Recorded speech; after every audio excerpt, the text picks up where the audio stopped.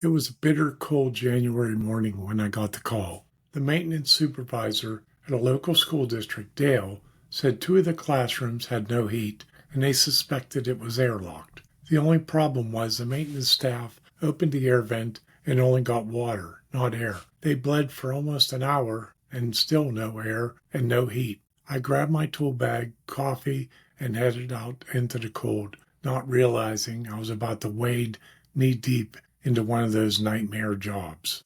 When I arrived at the old school and went upstairs to the cold classroom, I saw it had unit ventilators or univents. I reached inside one of the access panels on top of the univent and felt the pipe. It was cold, really cold. The maintenance techs plugged torpedo heaters in just to warm the classrooms. Just as it registered a pipe could be frozen, I heard yelling in the other classroom. Inside the classroom, water was pouring from underneath the univent. I hurried to the boiler room, shut off the makeup water to the system, and drained the boilers until the static pressure was about 5 psi. Back in the classroom, the water stopped spraying and they only had an occasional drip. The staff had the covers off the univent and the split copper tube was right in front of the fresh air louver. After replacing the split tubing, Dale asked, "How could the pipe freeze? We had glycol." Inside the boiler room, Dale pointed to a dirt-covered 5-gallon pail of pink fluid tucked behind the expansion tank on the floor. "It's polypropylene, safer for the students if there's ever a leak," he said. "When was the last time you had it checked?" I checked the glycol level in the water using my refractometer. It read little to no glycol. Glycol in a hydronic system is not a set and forget process. It requires yearly testing to ensure corrosion inhibitors and buffers are not degraded. Untreated or degraded glycol is extremely corrosive. Glycol degrading can be caused by heat, oxygen, or microbiological. The higher the glycol temperature is, the greater the oxygen level is, and the faster the system degrades. Microbiological degrading occurs when the glycol level drops below 25%.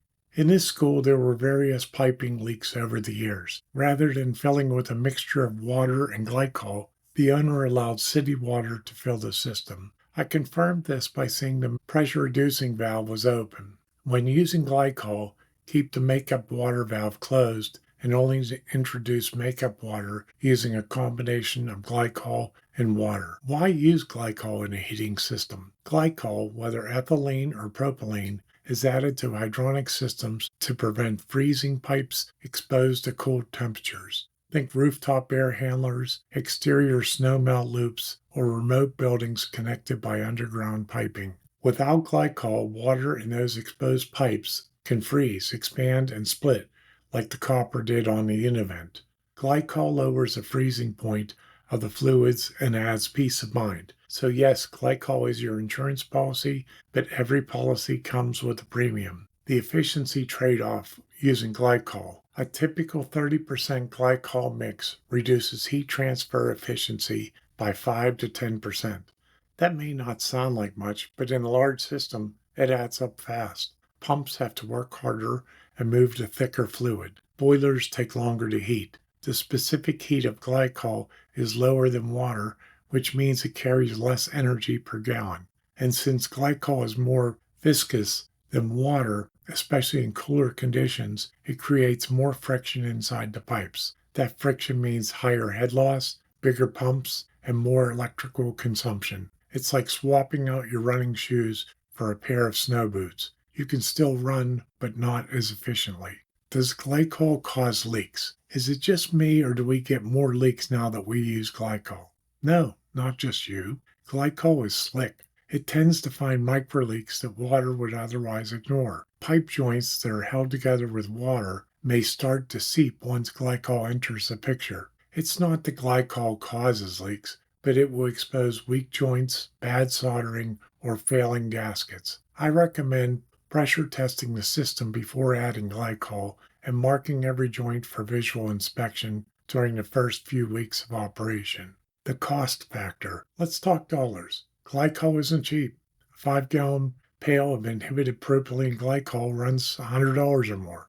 Multiply that by dozens or hundreds of gallons in a large system, and the startup costs add quickly. Plus, you'll need regular testing and fluid maintenance over time. Still, if the risk of freezing is high enough, the cost of not using glycol, like replacing hundreds of feet of burst piping, is far greater. Some of the pros of glycol in a heating system are freeze protection for outdoor or unconditioned areas, prevents pipe bursts in cold climates. It has corrosion inhibitors. If included, will help extend system life.